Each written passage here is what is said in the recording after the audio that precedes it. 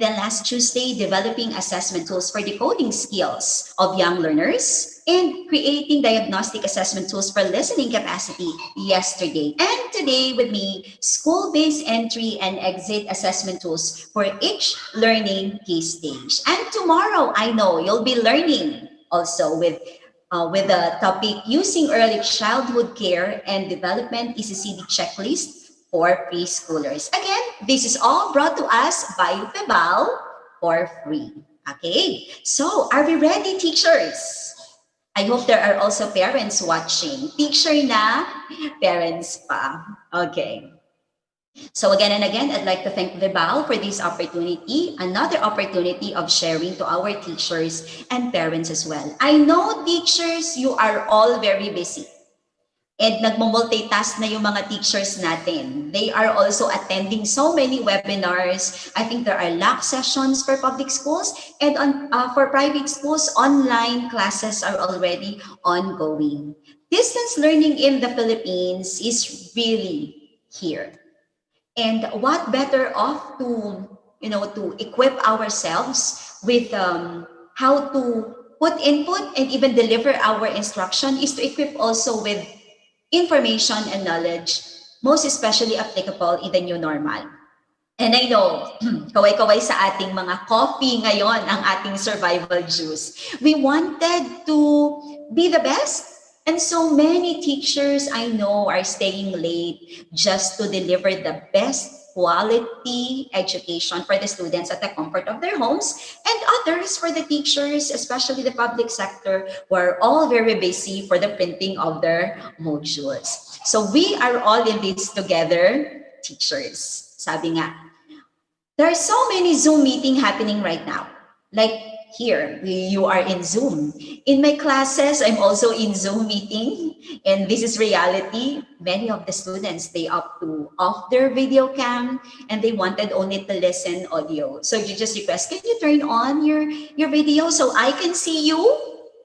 And then, they will make themselves pretty, they make themselves pleasant also for the classes. Okay.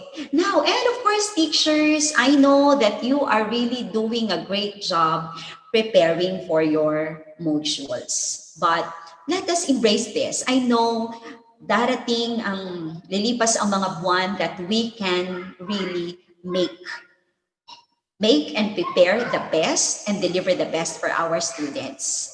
Diba? Kaya nga yung theme song ko today is, for this new normal, is I Will Survive. Diba? Sabi nga ni Gaynor, at first I was afraid, I was petrified. Keep thinking I could never live without you by my side, Wi-Fi.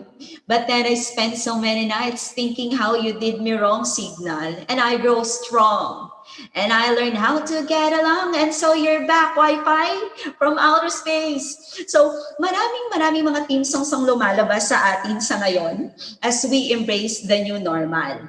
And of course, we as teachers, our goal really, even if it's a normal or the new normal, is to teach.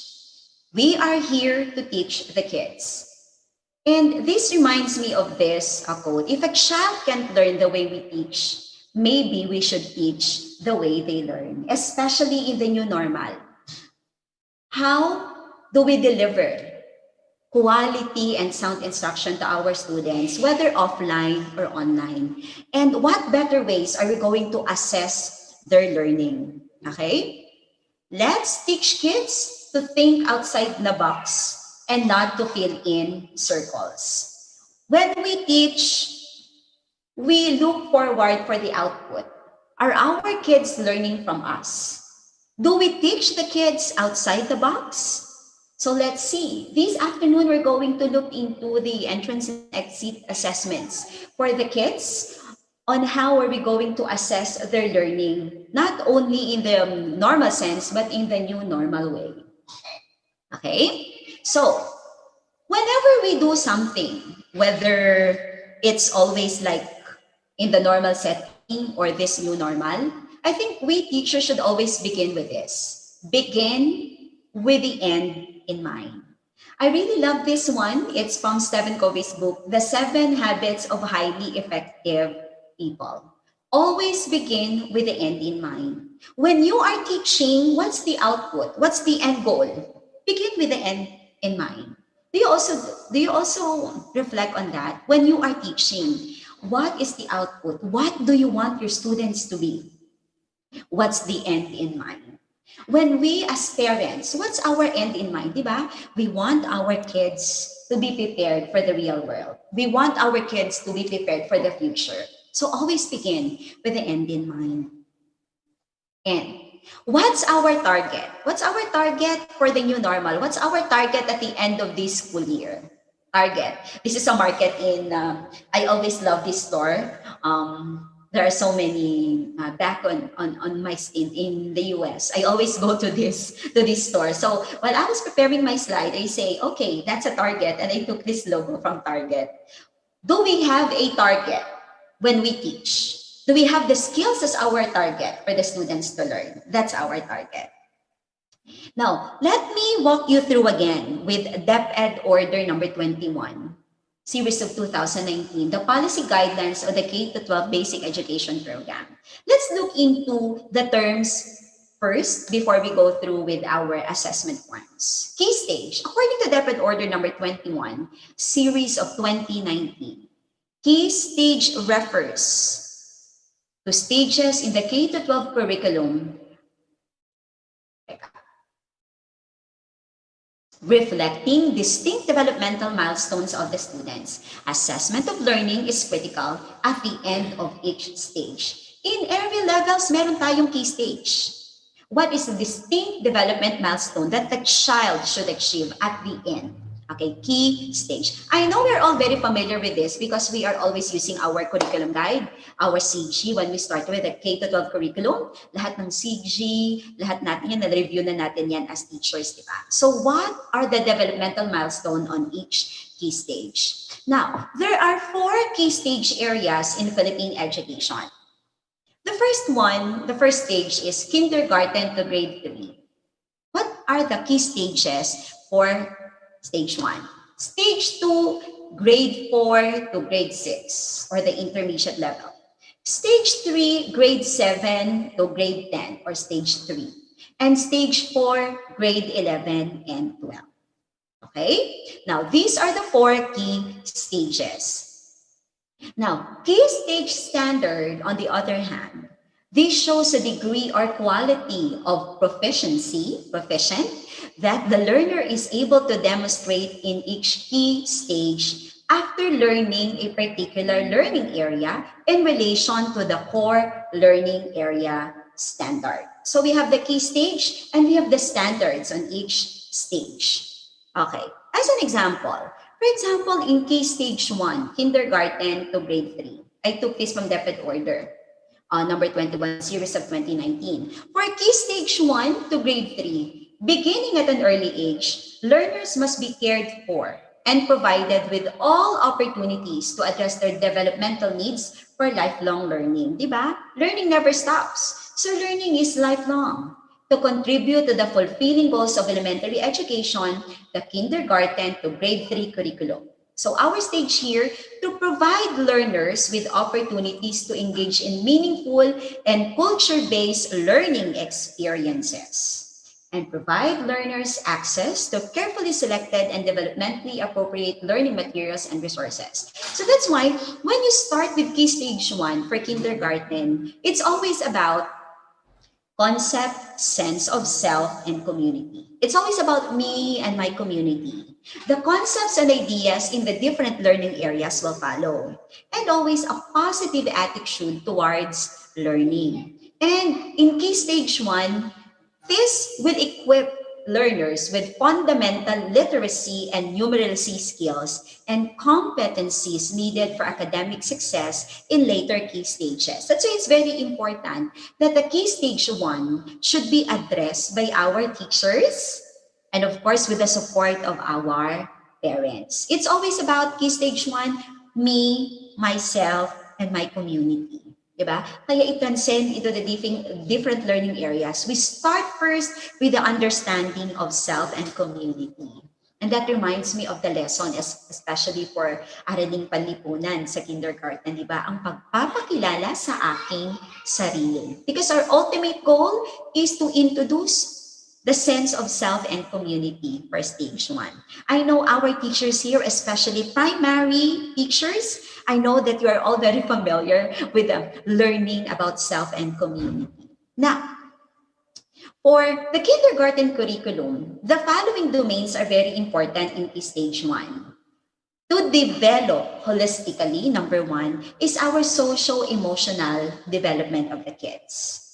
Values development, physical, health, and motor development, aesthetic and creative development, mathematics, understanding of the physical and natural environment, language, literacy, and communication. These are the following domains that the kindergarten curriculum should address. Kaya nga meron tayong ECCD. I know tomorrow you will have a very productive discussion about ECCD.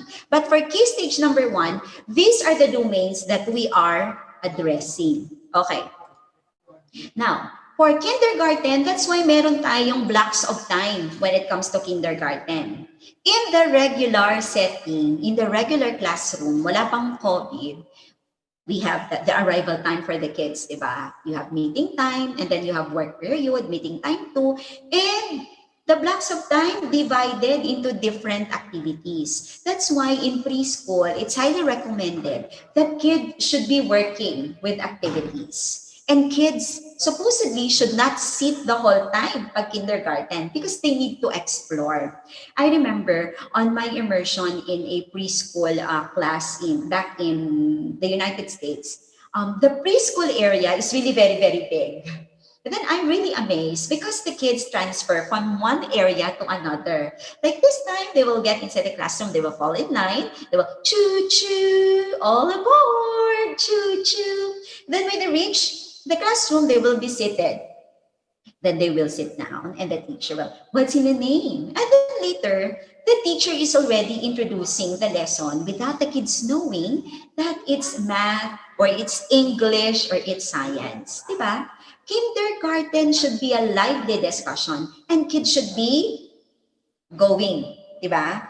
Not seated all the time because we need to develop the physical, the fine motor skills, and other skills that the kids should know, especially with interacting.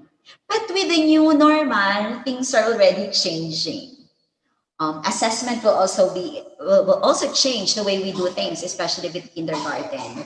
I have a pre-kinder, and I can see the effort really of our teachers doing their best to deliver and assess students, even if it's like this, the online thing. Okay? Sige.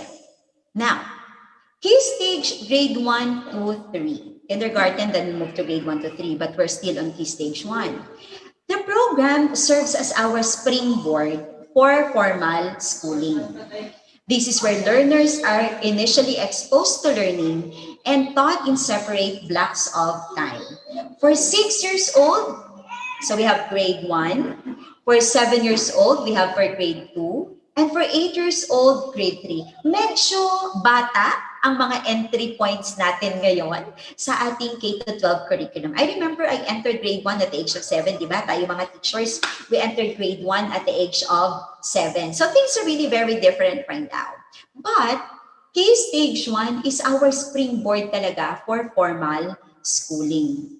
Kaya nga, we have limited time dapat na ginagawa o ginagamit ng mga bata to enjoy school, especially kindergarten. It's really very the foundation of everything. Kids should be in an environment where they love to go to school. That's why preschool teachers are really the most lovable teachers. Diba? Kaway-kaway sa ating mga preschool teachers dyan. And the primary means of assessing kindergarten learners, I took it from DepEd order again, is through observation throughout the different blocks of time. Diba tayo sa kindergarten, we have the ECCD checklist and observation checklist to see the development of the kids from day 1, for every month, or every quarter, and at the end of the year. Assessment in kindergarten is designed to help teachers understand the strength and weaknesses of the students. And usually, sa kindergarten, dapat qualitative, non-numerical recording and grading system. Di ba? Dapat sa preschool, walang nakikitang numbers dyan eh. Dapat qualitative lahat. When you assess students to the ECCD, it's always like check, check, check, check. Di ba? And it's always dapat yung nagkakandak ng ECCD is also trained on how to evaluate the kids, especially the performance of the child. Okay? Now, that's the assessment for kindergarten. Now, for grades 1, 2, and 3, we use formative assessment and we do also summative assessment. Now, for formative assessment, we provide learners with immediate feedback and on how well they are learning. Formative, you use feedback and it could happen any time of the lesson. Even if you ask question and there's answer, then it's formative assessment. For summative assessment, we use it to measure whether learners have met the content and performance standards of the students. And the results of summative assessments are used as basis for computing learners' grades. Later, we will walk through again the difference between the formative and the summative assessments. Now, from Key Stage 1, kindergarten, now we move to Key Stage 2, from grades 4 to 6, the intermediate level.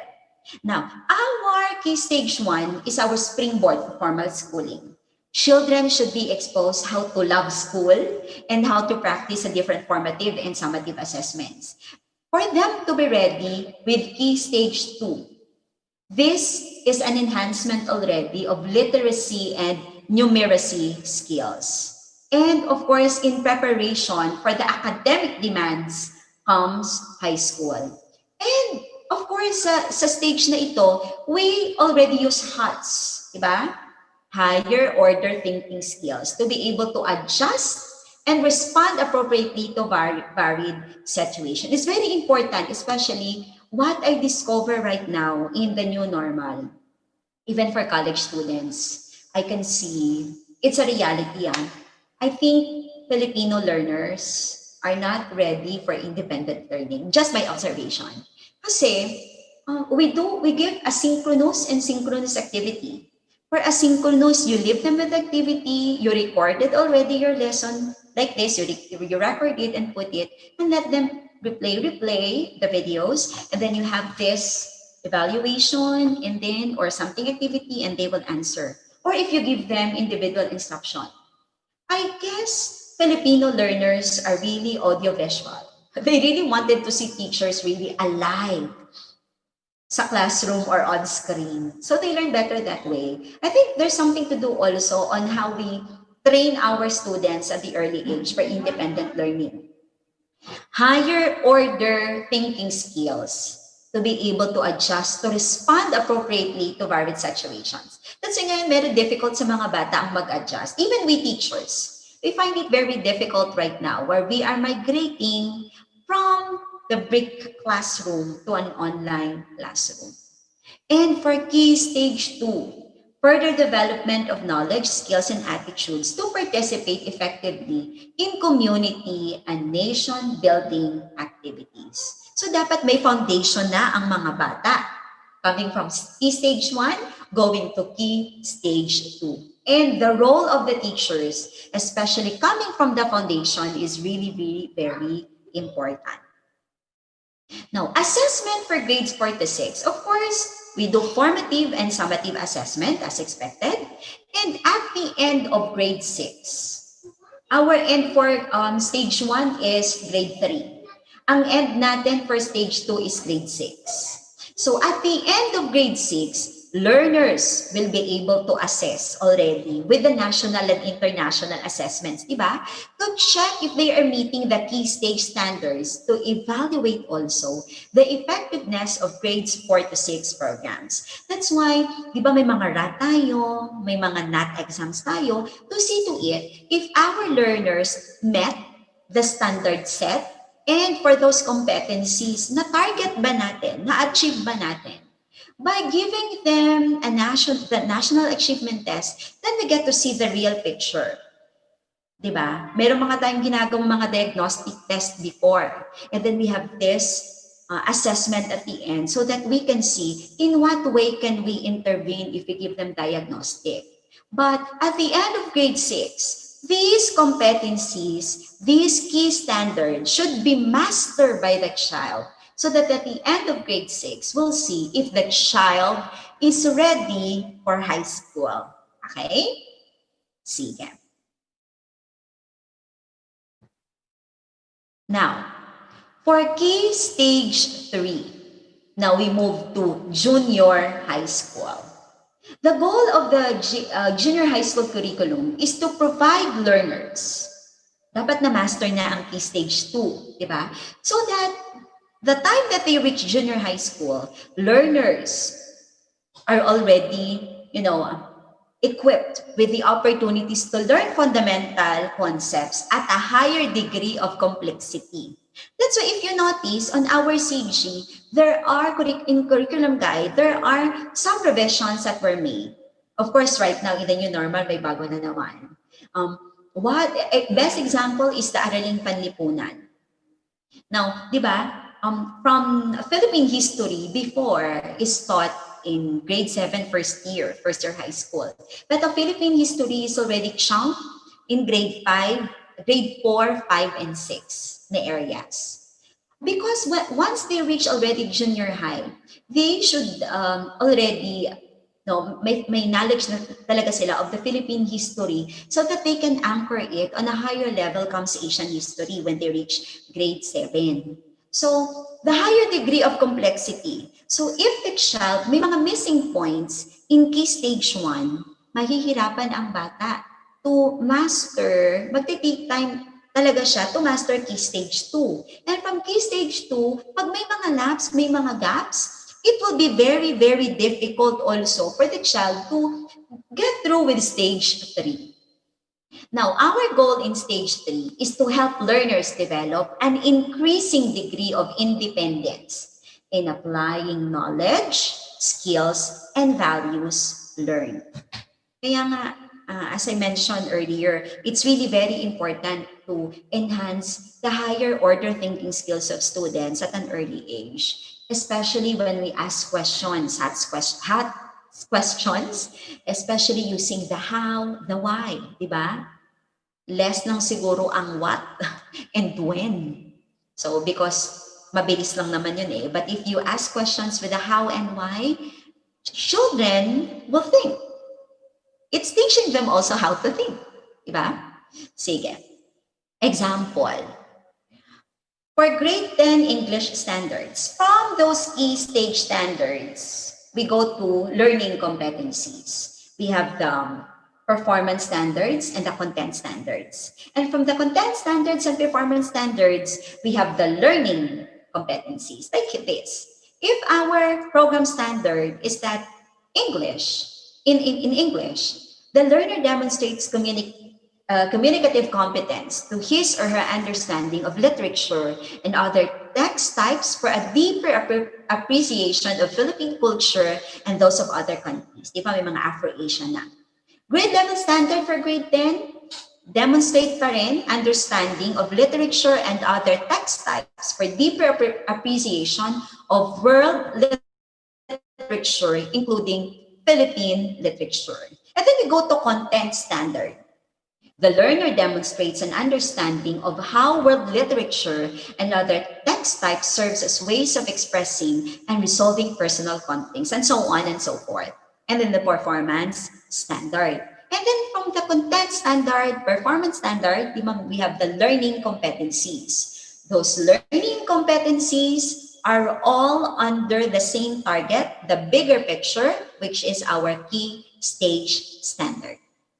As teachers, I know that we are all very familiar, but if not, maybe this one could be our refresher course. Okay, now, Araling Panlipunan, I'm teaching also history. I'm a history major, so I love history very much. I love English too. So, Araling Panlipunan, example for grade 7. Our focus is Asian history. Our topics include katangiang pisikal ng Asya at ang mga likas na yaman tao, paghubog ng sinaunang kabiasnan at sinaunang paumuhay. Okay? And this subject, this one, grade 8, world history. Grade 9, economics. And grade 10, contemporary issues. And of course, the ultimate goal for that is for our kids to understand his or her role as a citizen of the Philippines and as a citizen of the world. Okay. Now, the outcomes or our standards. Di ba, sabi nga ng Nescafe, ikaw, para kanino ka bumabangon? Di ba? Para sa ating pamilya. And when you teach, why do you teach? It's because you're going to give a test? Di ba? Parang sabi nga ng friend ko, no? Sabi niya, are we just teaching because we need to test? Or we are teaching because we want something that the children should know? I think it's a reflection for us teachers. Are we teaching just to test? Or we are teaching because we want our students to learn from us? Of course, we need to meet the standards. We need to have that target. And our outcomes, all of the activities that we've been doing should always go back to the outcomes that we want from our students. Okay. Now here, key stage outcomes, grade 3, level 1, grade 6, level 2, grade 10 is our level 3, and grade 12 is our level 4. Okay? Now, all of these key stage outcomes, we all go back and look into our learning competencies and how learning competencies are all anchored to the content and performance and the standard set for each subject, for each learning area. But there are so many things happening right now. And because of those changes, especially with the crisis that we are facing, the government also, at some point, of course, the government reviewed those competencies that we will be offering to our kids, but targeting also the standard set. Okay? Now, so why are we doing this? Again and again, teachers. Why do we teach? Why do we need to assess our activities? Why do we need to evaluate the performance of our students? Diba? That's always, do we know where we're going to? Sabi ni Diana Ross, do you know where you're going to? Do you like the things that life is showing you? Why are we doing this, teachers? Why do we teach? Assessment. We are teaching, at the end, we're going to assess. Evaluation of something. We need to do this. At the end, we give something to check for understanding, to check if the students learn from us, or to check if we met the standards at the end. Okay? Now, there are two types, of course, commonly in general. So we have two types of assessment. It's either formative. This is a refresher course. I know it's very familiar for us teachers. The formative and the summative way of assessing students' understanding. Now, if we say formative, you use assessment procedures that requires information to adjust teaching or during the learning process. Diba? Formative assessment can happen at any time. When you are discussing, you can insert formative assessment even with the way how you ask questions. Summative, on the other hand, is a standard of evaluating learning of students that's really graded. Summative. Formative, it goes with feedbacking. The nature of formative, it's more of diagnostic. That's why we give questions to check for understanding. It could happen at any part of our lesson. Or summative, the nature of it is really to evaluate. And formative is always called as assessment for learning, to check. And summative is assessment of learning. Okay? And our aim for formative is to enhance learning and to see which part should we work out so that the kid would be prepared in the end to measure students'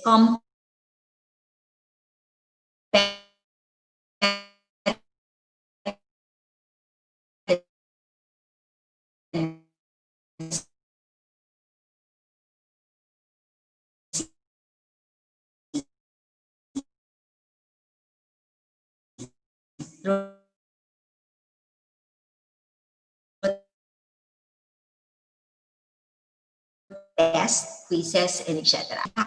Formative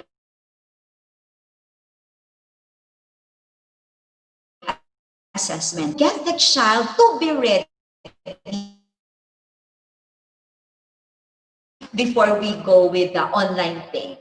Before we formally take that final test of conducting our online classes, we do a lot of formative tests by conducting trials.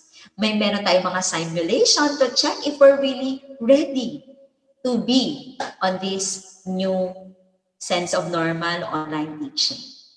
And of course, formative is instructional process. It's instructional. But summative is more on a grading process. We grade. It's really very, it takes really an effort of the teacher to be creative, especially right now, the challenge really of doing remote learning, distance learning, online teaching, it's really very challenging. But I hope at the end, it will be rewarding. Okay. Now, we are looking into the different kind of assessments that we will be doing, school-based assessments. But as we embrace the new normal, I'd like to share to you some tips on which we can make our learning fun, assessment fun, even at the comforts of our homes. And of course, targeting our standards. Assessments in distance learning, how do we do it right now?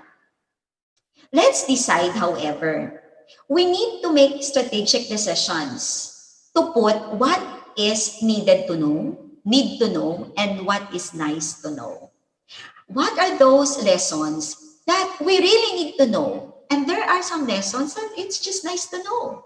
That's why we right now, Department of Education came up with this. Which standards are our priorities? Which competencies are our priorities?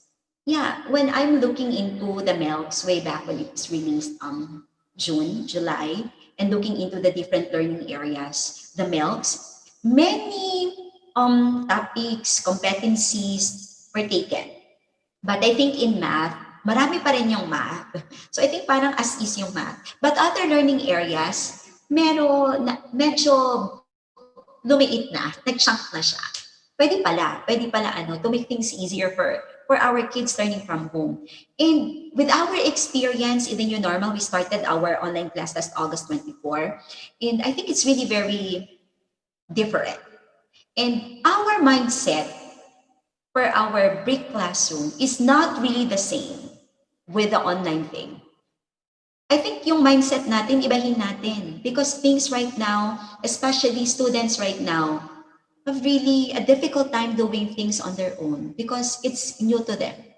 So the most essential learning competencies, the MELCs, given to us, should also be taken if it's really real. Especially its readiness.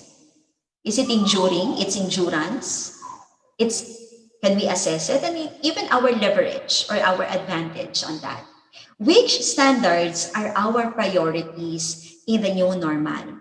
Which activities should we push through as we conduct this, as we make the most of our time in our learning at home, or even modules that we are using? I know there are the modules are coming from the central and then it cascades to the local units, especially for our teachers. But I think we should, as teachers, we should also look into the kind of assessment that we are using. For private schools, I think we have our way of doing things, especially when we are using LMS or our way of assessing, as long as it is within the most essential learning competencies and of course targeting the standards. Okay, now, the learning competencies, the last na pinalabas sa MELCs, It is aligned with national or local standards. Scientifically literate Filipinos now. It connects with the content to higher concepts across content areas. And of course, the most important, learning should be applicable to real life situation. So if students leave school, it would still be important for them to have this competency above many others and would not be expected for most students to learn this in settings other than the formal education. But I think this marks is only applicable on this crisis that we are facing. But hopefully we can go back to normal. Now, assessments. For example, in preschool, in a regular basis, diba, when we admit students, especially for preschool, we give them readiness assessment, diagnostics, to check for prior knowledge of the kids. So they're taking tests. It's private schools, we have our own tools, and of course, public schools may tools then, to check for the understanding of the children. So that's why readiness assessment is very important as our background kung saan papasok si teacher for intervention along the way. And of course, we are using ECCD for our preschool to check on the different areas. And I really like the early childhood developmental checklist because there's parents' participation. And it's attacking not by numerical, but it's on the holistic formation of the child, which is really, really very important. I really admire preschool teachers because their task is really so big of making things, especially learning, enjoyable for the kids. I think if you have a very beautiful background, if you have a very beautiful experience for your preschool, you will start to love also the other grade levels, di ba? Magiging mas masaya ang learning ng bata. So in the ECCD checklist, you have to check the socio-emotional development. Even for the height of the kids when they enter school, ano yung height ng bata. So you get to see, you get to assess. The values development, yung physical nila, especially yung development na nangyayari sa bata when they started school August and by the end of August. What are those changes that happen to the child? Ang motor development ng mga bata, the aesthetic and creative development, kaya na bang mag-grip ng bata, kaya na bang mag-drawing ng bata, diba? Mathematical skills, numerical skills ng mga bata, it's also very important for preschool. That's why when they conduct lessons, they sing numbers, diba?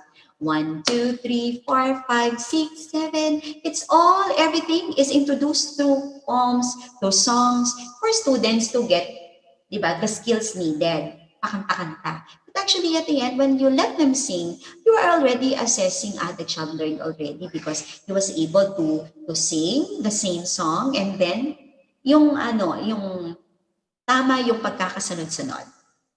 And of course, understanding the physical and natural environment, language, literacy, and communication skills of the child. Okay. Now, when you are doing, diba, in different schools, this is our admission test. Especially for private school, we give SRT, we give OTs, Lennon, School Ability, or the ALSAT for grade school. We have tests for high school entrance and secondary school admissions test. This is very, very popular to check the level of understanding, the IQ level at some point of our students, and for us to intervene, if there's a need for us to intervene, looking into the result of the test. Okay? Now, tests are very important, especially diagnostic tests, for us to attack which tools, which activities are we using for our kids. But in the new normal, it's really advised to take bite-sized activities for the children. Bite-sized teaching. Less is more daw. In the new normal, kids and even teachers are adjusting. Why don't we give bite-sized activities? Simple. Pero natatarget natin ang competency at the end. Now, when you are conducting online classes, you can really make use of this, use of science. I can see this in the preschool class of my kid. The yes or no cards. Merong banner si teacher. It's a yes or a no. It's checking for understanding. It's diagnostic. Thumbs up, thumbs down. Diba? We're using thumbs up So, the activity is clear? Yes or no? And the kids were yes or no. Are there things that you want teacher to repeat? And then the kids will say yes or no. Thumbs up, thumbs down. It's also a way of diagnosing kids' understanding. Or you can use the different color cards. Red, I'm completely lost, teacher. Yellow, slow down, I'm struggling a bit. Or green, I've got it. It's all good. So I think sa online teaching, may immediate feedback ka pag synchronous class because you can just do this and the children will reply to you synchronously. Although there are challenges along the way, but you can use this as a checking for understanding. You can use this formative assessment in any part of the lesson. Diba? Is it a yes, yes, yes? If this is a live session, I always ask my audience, it's Crystal? And my audience will say, clear. Diba? That's also my way of checking if it's really clear to them so I can move on. But I cannot see your responses. I can only see your responses here, good afternoon, and learn as one. Okay, sige. Use of signs. And siguro for high school, senior high school, we can use entry and exit slips already. Diba? This is on Twitter of Udotopia. Udotopia is a very good website for us teachers. It's a simple way for teachers to gauge where their students are through tweets. Circle the emoji that best represents how you feel after today's lesson. Well, I know and I understand that all students have Twitter accounts. Wala din akong Twitter. I only have Facebook. I don't have Instagram or even Twitter. But I think I'm trying to love Twitter also. Twitter is also engaging, di ba? Because the text and the words that you use, talagang you need to think the right words so that kasya siya sa 140 words na. Okay. You can use entry and exit slips, especially when you are conducting online classes. You can tweet. Okay. You can use low stakes quizzes and polls, especially for grade school. We're trying some and kids are really enjoying sa online. I know some module mag-iiba because they need to answer on a different way. Low stakes quizzes and polls. So you can use summative, Quizlet, Kahoot, Flip Quiz, Input, and Clickers. The example of this. So here is an example of Socrates. It's a classroom app. It's a classroom app for Socrates. I think you can sign up for free. I tried it. You can start a quiz and it's really interactive for students. You can have multiple choice, true or false, or short answer. Right. For example, para formative lang, it's one way of checking if they learn before you go through with the final or the summative assessment. You can download this on your phone. You can download this on your laptop for the Socrative app. Okay. So I'm using Microsoft PowerPoint. That's why it's really also very beautiful. When you use your PowerPoint, you have ready designs already. Okay. So you can use Socrative as a way of checking for formative assessments or maybe summative assessments. Pwede rin. Okay. You can also use this one. It's Quizlet.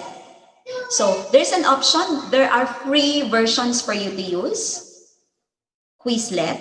We've been using it for high school and the kids are really very, they like it because it's interactive. So let's try using Quizlet also, especially if you're doing online. And there's another one, it's Quizalize. Our teachers are using this also. Kasi if you just put there the different competencies and your test, and then if they answer it and you target, Kahoot. Are you all familiar with Kahoot? I think this one is the most interactive so far, especially for grade school. So they like Kahoot. And what I like about Kahoot is that you can do collaborative activity with the kids. You can team them up and they can answer all together. So probably to encourage students also to answer, you can put scores on it, not really big scores, for them to be encouraged to participate. Okay? You can have But in the new normal, yung mga quizzes dapat and summative assessment should not be more eh. 1 or 2 quiz, it's, I think for me, is enough already. And yeah, later we'll discuss how to do it online. Kahoot. If you don't have, probably it's time for you to use this one. It's really very interactive. Kahoot. Okay. Now, you can also use this one, GimKit. It's actually a high school student who made this app, GimKit. There is there is a portion for teacher. There's also a portion for students. Again, you can use this in a formative assessment, GimKit. And of course, for us teachers, I think may na-observe ako, for some students, they are very, very shy when it comes to classroom setting. But right now, when you give them assignments, they can answer. Ay, very good pala yung batang itong mag-answer like sa essay. They get to express their ideas that way, then interacting na talagang nagsasalita o oral talaga yung kanyang pag-answer. But when you give them opportunities to write it, then they are more creative and they give their ideas on a different way naman. Okay, dipsticks meaning mas mabilis, dipsticks. Your checking of the understanding of the students is very fast because you can just use question and answer. You can use exit notes. Like in my class, I use exit notes. For example, meron kaming parang journal online that after synchronous class, what's your takeaway? I'll be giving you 1 minute to answer on our chat box on Zoom. What's your takeaway? Or they put it on our LMS. What is your takeaway for today? Exit notes. Siguro in the regular class, I used to have a small notebook for the kids. And then I put it at the end of the class, I give them 5 minutes to answer their exit notes. And also the 60 seconds paper. I give them piece of paper. I'll give you 1 minute. What's your question? Or what are your takeaways? 1 piece of paper, then I gather it. The 60 seconds paper. You can also use the Padlet. This one is Padlet. The use of virtual corkboard online. So it's just like blogging. What are your takeaways? And other students get to interact also with the evaluation or with the process or with the realization of the students through Padlet. I think maraming free version online. I think ang pinaka-skill na discover ko is a skill on figuring out apps in the new normal. You can use Twitter, just I mentioned, the minute paper, or you can do online collage making. There are so many available material online. And use of portfolios. This is especially true for grade school. When you assess activity, hindi lamang yung tipo na paper and pencil. Diba? You can use growth portfolios, especially for preschool, na meron silang activity nung nursery, meron silang parang folder. And then, pag dating nila ng pre-kinder, the teacher will transfer the same folder sa next teacher to check, ito yung mga nangyari sa kanya, yung mga output niya ng nursery. Pag kinder, pre-kinder, nilalagyan uli ni teacher. And at the end of the school year, ita-transfer uli ni teacher sa kindergarten. And then yung kindergarten teacher at the end of the school year, ibibigay sa parent. So the parent will see, ito yung developmental milestone ng anak ko since he or she started going to school. Growth portfolios. We can also use showcase portfolios, especially the products of their learning. Okay? Yung mga activity output nila, artwork nila, yung mga best output ng mga bata, we can put it to showcase. To showcase sa learning ng mga bata. We can have showcase portfolios. Let the kids put on a folder the things na output nila on different subject areas or on our subject.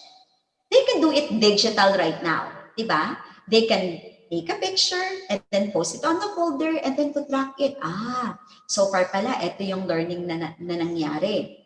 Or you can use evaluation portfolios to document progress towards a certain standard.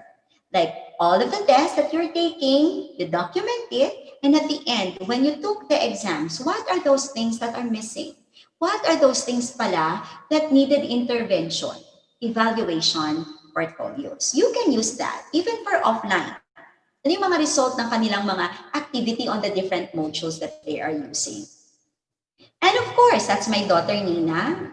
She's holding Vibal book across borders in English. The use of pictures and videos. Right now, kids can send videos output of their activity, diba?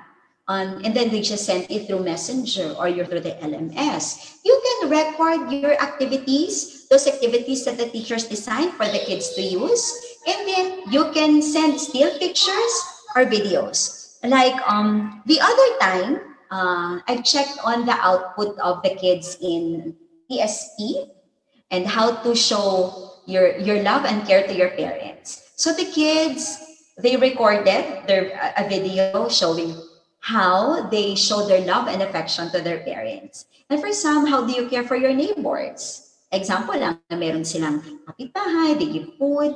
So we can make use of this, but of course, always go back.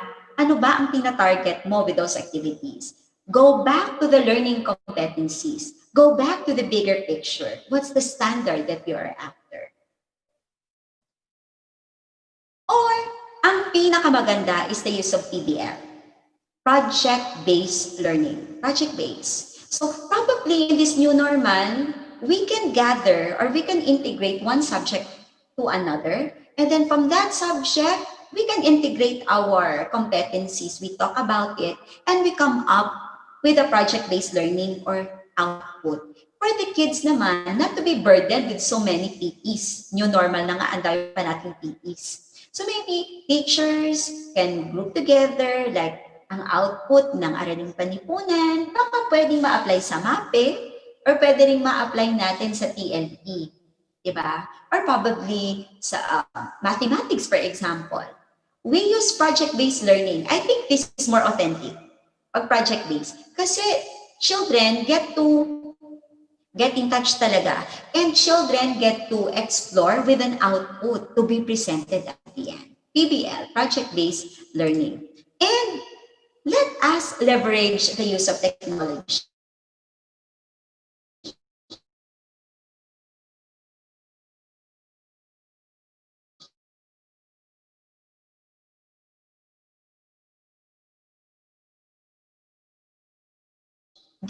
Given this scenario, Google, ano yun,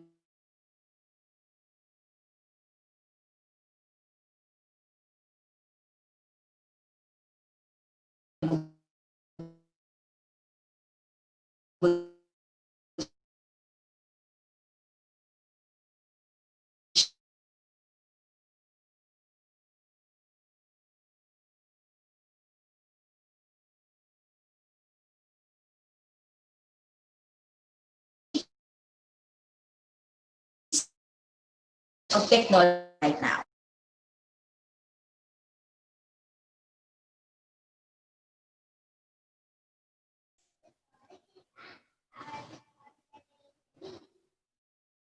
And, sorry. So we also give, sorry.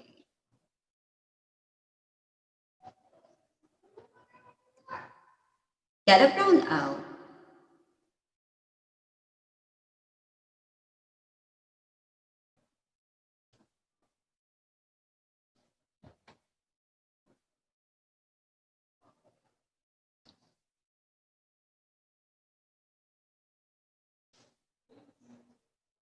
Hello?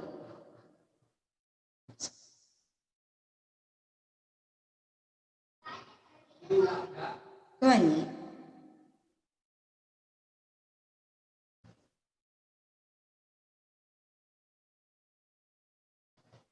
Naghang?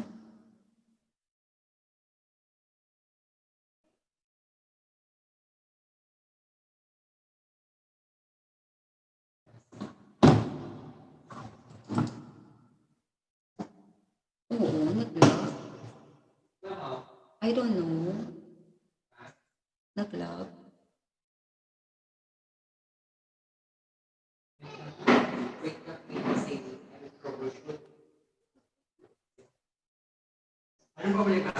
Nag-hang? Teka ha, nag-hang ako.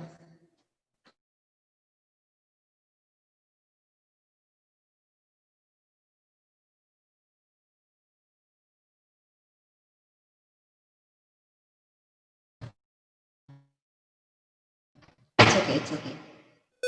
For a while. Wow, that's nice. I am back.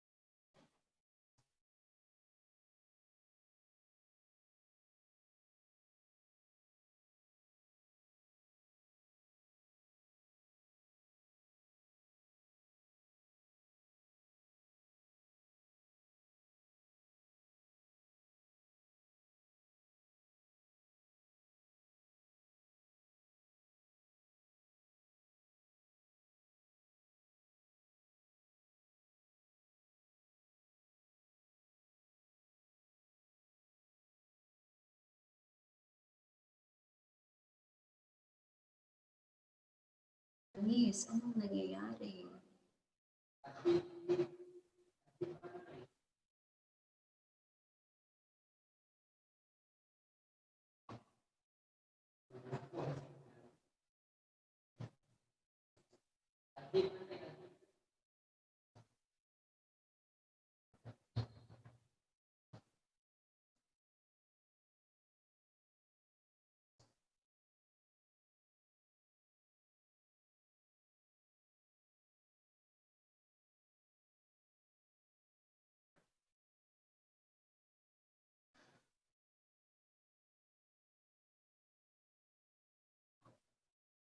Sandali po kasi yung aking PowerPoint, naghang po yung aking, siguro with, actually it's raining, so medyo na ano yung internet ko.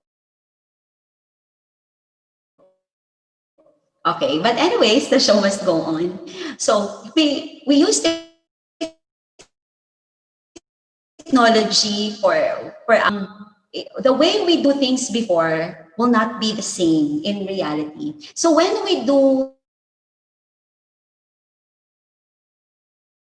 we can turn on our camera and then let our students answer. It could be in Google Sheets, in Google's use of Google Sheets of our LMS, and then probably we could time like draft back in Google. We can use that, and we can actually monitor or time test our lessons and our quizzes.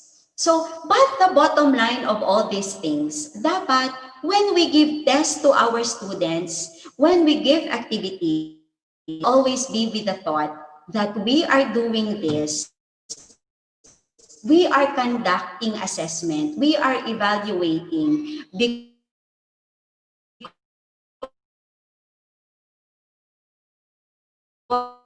we wanted our student of why we teach,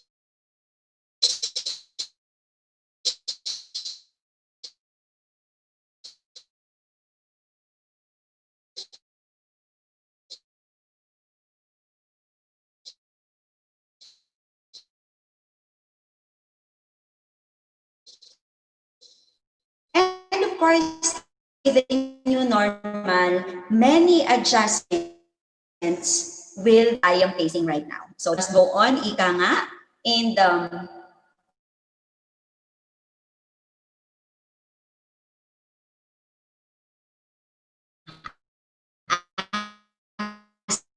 teachers, even we usually do, let's always look onto the brighter sides. What are we can use to leverage and to give the best to our students?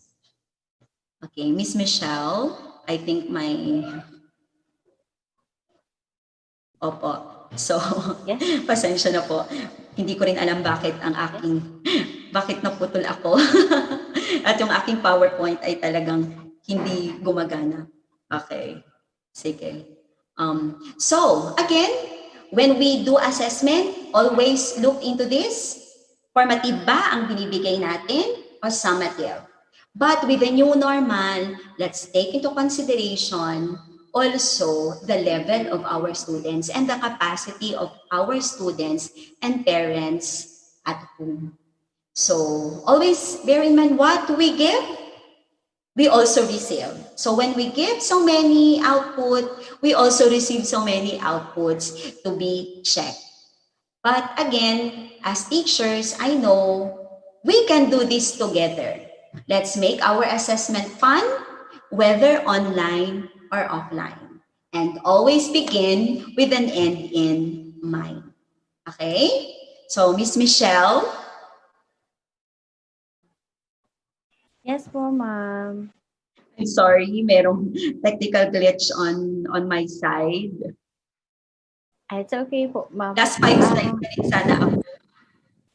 Sorry. Ano po yan, ma'am? Sorry po. Parang last 5 slides na ako. Okay po. Ma'am, if you want, you can try to rejoin in Zoom po kasi medyo nag-stop din po Sige, yung sige, video sige. niya. Thank you po. I think I need to, ano nangyayari sa laptop?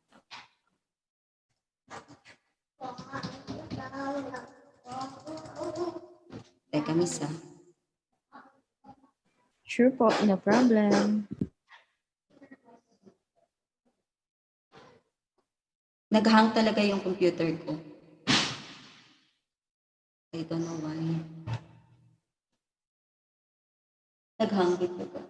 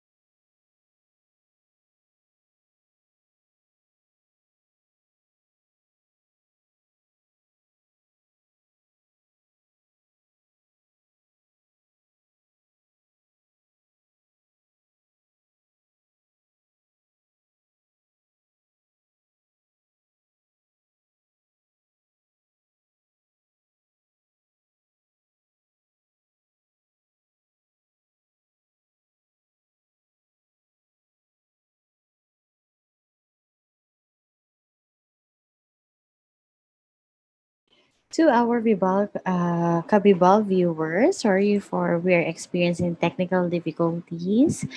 For the meantime, while we're waiting for Miss Donna, we'll be playing some videos first. Thank you.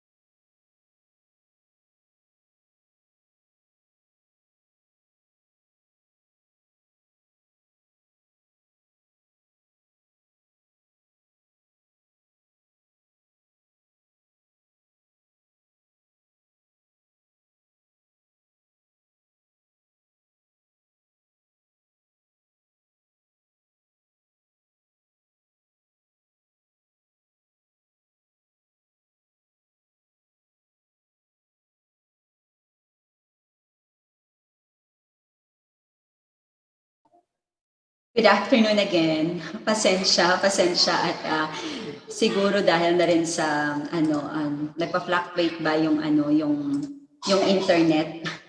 So kahit na ilang Mbps pa yata ako, parang hindi rin. Okay, sige. Going back po. Sorry. Slide na ba ako?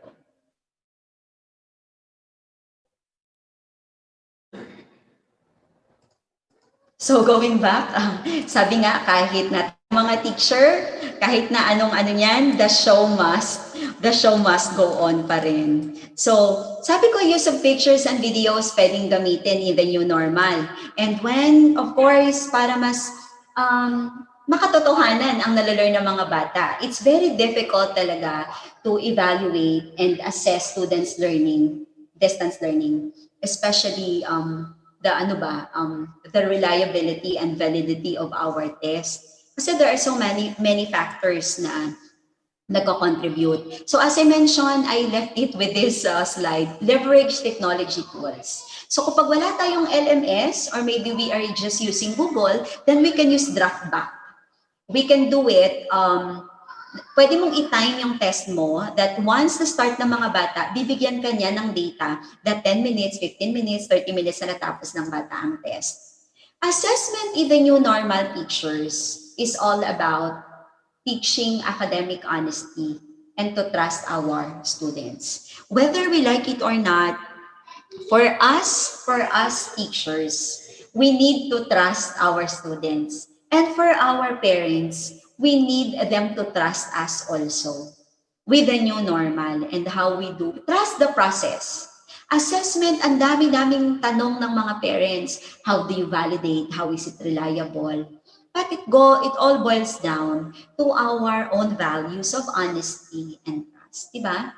Trustworthy teachers to the students that they're really doing it on their own. And of course, teacher expectations matter as well. In the new normal, we've got so many things in our mind. But education must go on. The standards, the competencies might be, na-chunk na siya, bite-size, but then the ultimate goal natin at the end of the quarter, at the end of the school year, are we hitting the target? Are we hitting the standards set in Key Standards 1, Key Standards 2, Key Standards 3, and Key Standards 4? Are we preparing our students for the next level? Are we just teaching just to test? Or are we teaching because we want our students to learn? Okay? Now, in summative tests in the new normal, when we are giving tests, provide students with explicit and detailed rubrics to accurately communicate expectations for students' performance. It's very important po. When they do activity, do we provide rubrics for them to work on? Ano ba yung mga criteria for judging natin? Criteria for scoring. Do we communicate our expectation that at the end of the week, you should be able to? What are our expectations of the children? What are their learning competencies that they should master at the end of the lesson? Do we give face-to-face proctored tests? And it could also be incorporated for higher stake exams. Face-to-face proctored test. But I think this one is not viable, especially in the new normal. But what I think is the best when we give tests, it's more of online test, but the camera is open. For us to check if the children really is answering the test. But of course, we trust them. After all, ang learning kailangan na ma-learn ng bata at hindi ng parent. Because sometimes, we can't do away with parents who are staying also with the kids when they do the online classes. But let's always have this in mind. The ones na kailangang matuto ay ang bata. So the output na dapat na i-test na i-assess natin ay ang learning ng bata. Synchronous web conferencing, recorded presentations, and could be presented asynchronously. Like this one, it could be recorded and for the kids to replay. If there will be like activities that we're going to give to the kids, they record their presentation and then give it to us. So we are looking at, the child really is the one doing this for the output. We are moving in the new normal. We're not moving, we are really in the new normal. And so things might get be, difficult at some many points. There's so many challenges and sometimes these encouragements as well. But education must go on. We teachers, our mission is to teach. May COVID man o wala, we should continue teaching our kids and assessing our kids if they are really learning. Okay? And gaya nga ng sinabi, the order of operations in teaching should be first student, relationship and wellness. Second is learning. And third, assessment. When we approach assessment practices, we should not lose sight of our priorities.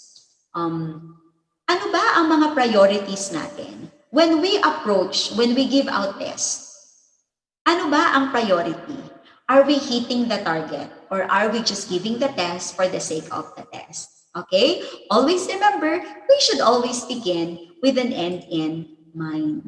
And of course, another quote by Dr. Covey, paradigms are powerful for us teachers because they create the lens to which we see the world. If you want small changes in your life, work on with your attitude.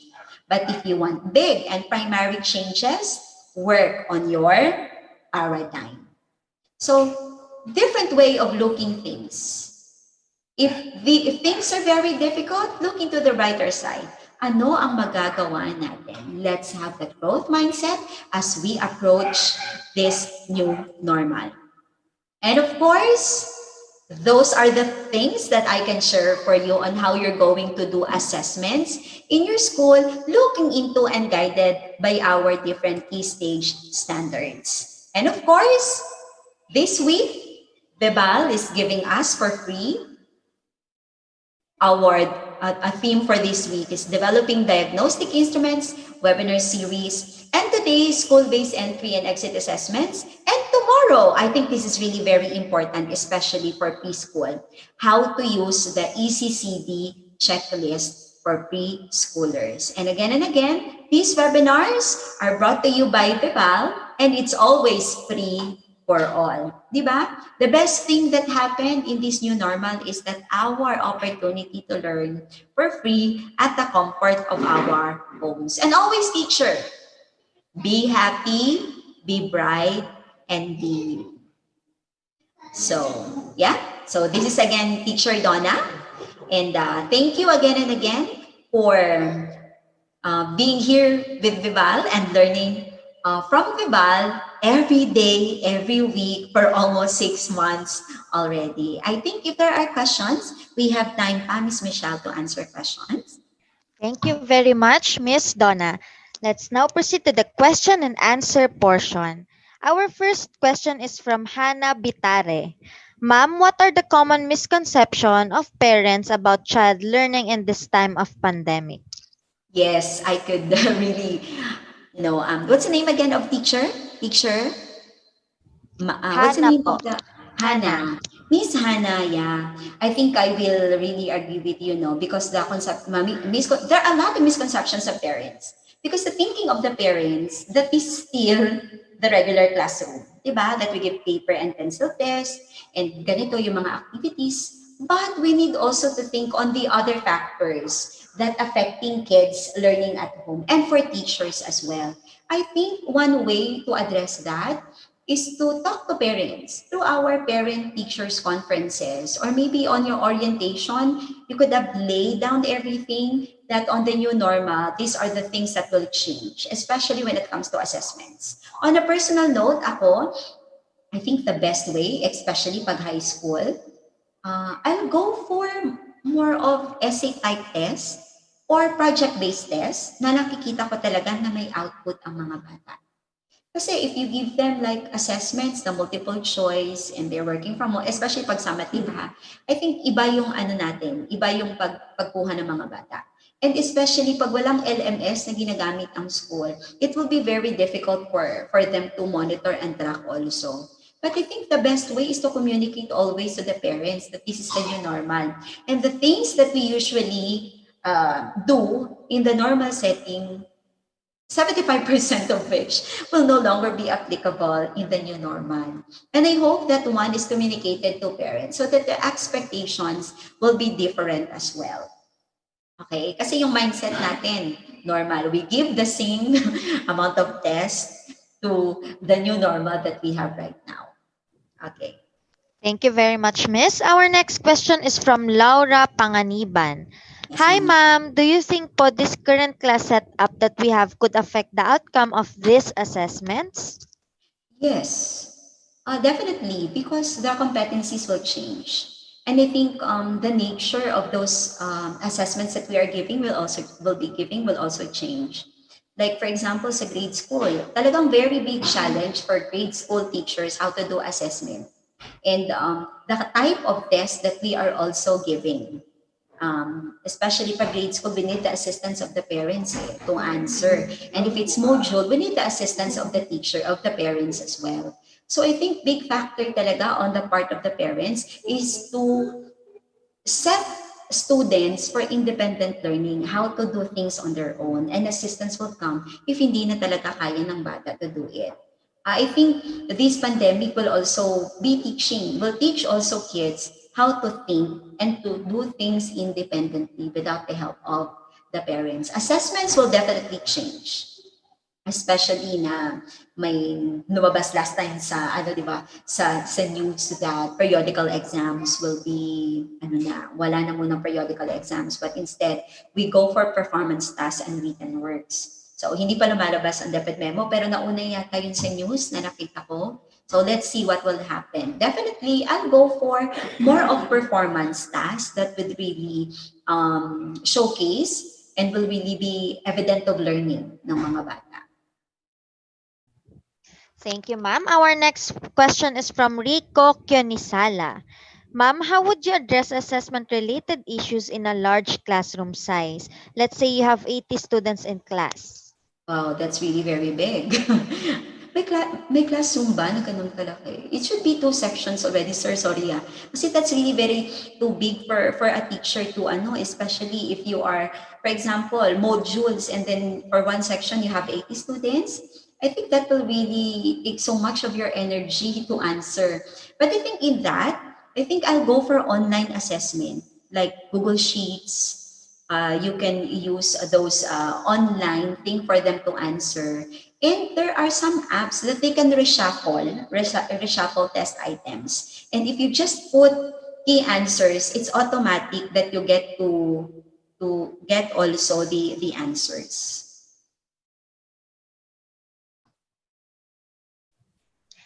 Thank you very much, ma'am. That's all the questions we have for now. Any last reminders to our viewers for today po? I think continue teachers to learn at home. And Vibal gave us a lot of opportunities already to learn from home. For the past 6 months already, Vibal is really true to its mission of giving, giving information, giving knowledge to our teachers and our parents as well. So teachers, go on. Let's just embrace this new normal. I know we can do it with the help of each other. Let's strengthen ourselves, especially our health.